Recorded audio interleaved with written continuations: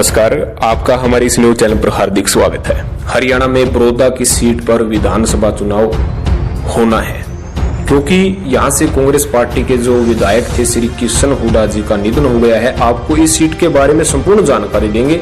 इनेलो party से और जननायक जनता party से चौटाला परिवार के दो बड़े उम्मीदवार हो सकते हैं, आपस में एक दूसरे के बीच कह सकते हैं कि इस चुनाव पर चुनाव लड़ते हुए नजर आ सकते हैं, जिसके कारण बड़ौदा की सीट ये और हॉट हो सकती है।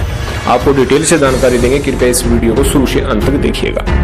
हालांकि इस विधानसभा उपचुनाव का कोई बड़ा महत्व नहीं है, लेकिन ये चुनाव हरियाणा की आगामी राजनीति पर गहरी छाप छोड़ने वाली है। बड़ौदा सीट सोनीपत जिले की सीट है, जो कि 1977 से लेकर 2009 तक ताऊ देवीलाल और ओम प्रकाश चौटाला का राजनीतिक गढ़ रहा है। यहाँ पर 32 साल तक चौटाला परिवार का राज रहा है। चौटाला परिवार के जो सदस्य या जो उनके समर्थन में जो नेता प्रत्याशी होता था वो विधायक रहा है। 2005 के विधानसभा चुनाव में जब इनेलो महज 9 सीटों पर सिमट गई थी, तब यह सीट इनेलो की झोली में गई थी। लेकिन 2005 में भूपेंद्र सिंह हुड्डा के मुख्यमंत्री बन जाने के बाद सोनीपत जिले में कांग्रेस का प्रभाव बढ़ा, जिसका फायदा उनको भविष्य में मिला और 2009 के चुनाव में इनेलो का यह गढ़ हुड्डा जीत गए। उसके बाद 11 साल से इस सीट पर कांग्रेस का झंडा लहरा रहा है। विधायक श्री किशन हुड्डा जी के देहांत के बाद बड़ौदा की फिलहाल ये सीट खाली हो गई है और आने वाले 6 महीने के अंदर ये उपचुनाव होने वाला है। वर्तमान समीकरण को समझने के लिए हमें 2019 के विधानसभा नतीजों की ओर जरूर देखना पड़ेगा, क्योंकि कांग्रेस पार्टी को यहाँ पर मात्र 5000 वोटों से जीत दर्ज हुई थी। टोटल 42,000 वोट मिले थे कांग्रेस को, भाजपा को 37,000 वोट मिले थे और जननायक जनता पार्टी को 32,000 वोट मिले थे और इनेलो पार्टी के जोगिंदर सिंह को 3,000 वोट यहाँ पर प्राप्त हुए थे। आपको बता दें कि इनेलो का यहाँ पर गढ़ रहा है, लेकिन जजपा और इनेलो पार्टी अलग अलग होने से जो इनेलो का वोट बैंक है वो जजपा पार्टी की तरफ स्थानांतरित हुआ है। जरा सोचिए, जजपा और इनेलो यदि एक होती तो यहाँ पर फिर से बड़ौदा सीट जीत सकती थी। लेकिन राजनीति में किंतु परंतु की कोई भी किसी प्रकार की बात नहीं की जा सकती।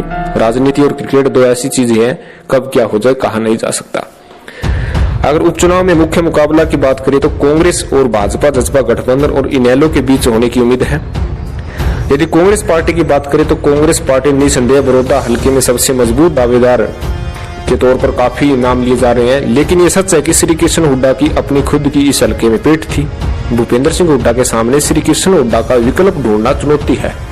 और आपको बता दें कि इस वक्त इस उपचुनाव के लिए कांग्रेस पार्टी की तरफ से सबसे पहली चॉइस है कि श्री किशन हुड्डा के परिवार के सदस्य को ही किसी को टिकट दे, ताकि सहानुभूति के नाम पर भी अच्छे खासे वोट उनकी तरफ आ सके और जो एंटी बीजेपी वोट है वो भी कांग्रेस की तरफ आ सके। और दूसरा नाम लिया जा रहा है रणदीप सुरजेवाला का, जो कि पहले जींद और कह सकते हैं कि अपने गृह क्षेत्र कैथल से चुनाव लड़ चुके हैं।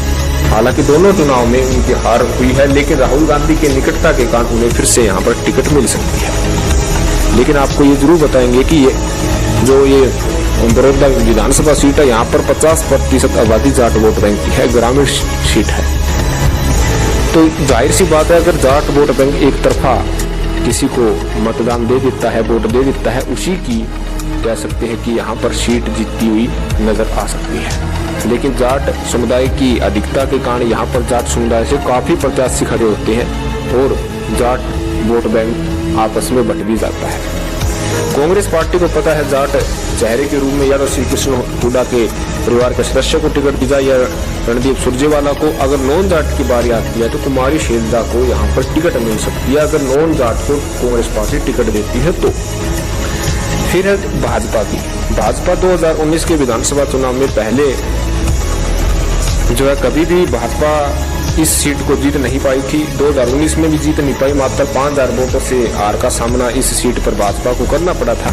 लेकिन इस बार भाजपा और जसपा का गठबंधन है और गठबंधन का एक उम्मीदवार होगा, या तो भाजपा की तरफ से या फिर जसपा की तरफ से। जसपा को यहाँ पर 32,000 वोट मिले थे और भाजपा को यहाँ पर 37,000 वोट मिले थे। अगर दोनों का टोटल किया जाए तो टोटल 70,000 वोट बनते हैं। अगर ऐसा एक साझा प्रत्याशी ऐसा उम्मीदवार हो जो 70,000 वोटों को अपनी ओर कैप्चर कर ले, तो कह सकते हैं कि इनेलो और कांग्रेस पार्टी को बड़ा झटका लग सकता है। लेकिन आपको बता दें कि जज्बा पार्टी की तरफ से कहा जा रहा है कि अगर जज्बा ये चुनाव लड़ना चाहती है अपने प्रत्याशी के तौर पर, गठबंधन के तौर पर, तो दिग्विजय चौटाला को जज्बा पार्टी प्रत्याशी बना सकती है, जो कि चौटाला परिवार से है। और जिस तरीके से 32,000 वोट प्राप्त किए थे, तो दिग्विजय सिंह चौटाला भारतीय जनता पार्टी के 37,000 वोटों पर भी सेंध मार सकती है और जीतने का एक अद्भुत आंकड़ा तक पहुंच सकती है। लेकिन इनेलो एक ऐसी पार्टी है जो भाजपा और जजपा का सियासी खेल बिगाड़ सकती है। इनेलो पार्टी से यहां पर प्रत्याशी हो सकते हैं अभय सिंह चौटाला के लड़के अर्जुन चौटाला। अर्जुन चौटाला जो पहले लोकसभा चुनाव भी लड़ चुके हैं, इनेलो का गढ़ माना जाती थी। अगर अर्जुन सिंह चौटाला इस सीट पर चुनाव लड़ते हैं तो जो परंपरागत वोट है उस पर सेंध मारी इनेलो पार्टी कर सकती है, और जिसके कारण जजपा और भाजपा को बड़ा झटका लग सकता है। हालांकि अभी तक तय नहीं हुआ है कि गठबंधन में भाजपा को ये सीट मिलेगी या जजपा को। अगर जजपा को सीट मिलती है तो दिग्विजय सिंह चौटाला उम्मीदवार होंगे। अगर भाजपा को टिकट मिलती है तो ओपी धनखड़ जी को यहाँ से टिकट दी जा सकती है, जो कि किसान नेता रह चुके हैं। आपको बता दें कि गठबंधन की मजबूरियों के चलते जजपा खुद शायद चुनाव नहीं लड़ पाएगी, इसलिए अब सबकी नजरें उनको मिले 32,000 वोट पर रहेगी। यह देवीलाल की विचारधारा से जुड़ा हुआ वोट है जो कांग्रेस विरोधी मानसिकता रखता है, इसलिए इस वोट का हिस्सा उड्डा को जाएगा या नहीं जाएगा ये देखने वाली बात होगी। किसान जो है फिलहाल भाजपा से नाराज चल रहे हैं। दूसरी तरफ दुष्यंत सरकार में शामिल होने के बाद किसानों और अपने कार्यकर्ताओं को खुश नहीं कर पाए हैं, इसलिए यह वोट भाजपा को मिलना बड़ा कठिन है। हरियाणा में फिलहाल एक अभय चौटाला ही ऐसे नेता हैं जो सदन में से सड़क तक किसानों की लड़ाई लड़ते नजर आ रहे हैं।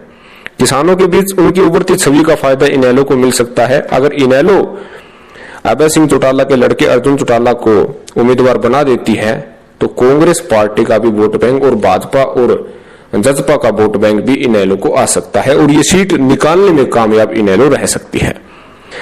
अभय सिंह चौटाला इनेलो के पारंपरिक वोट को वापस खींचने में कामयाब हो गए तो उनके राजनीतिक सफर का ये ऐतिहासिक मोड़ साबित हो सकता है। तो इस प्रकार आप देख सकते हैं किस प्रकार ये मुकाबला रोचक होने वाला है, और इसे और रोचकता बढ़ाने वाला है चौटाला परिवार।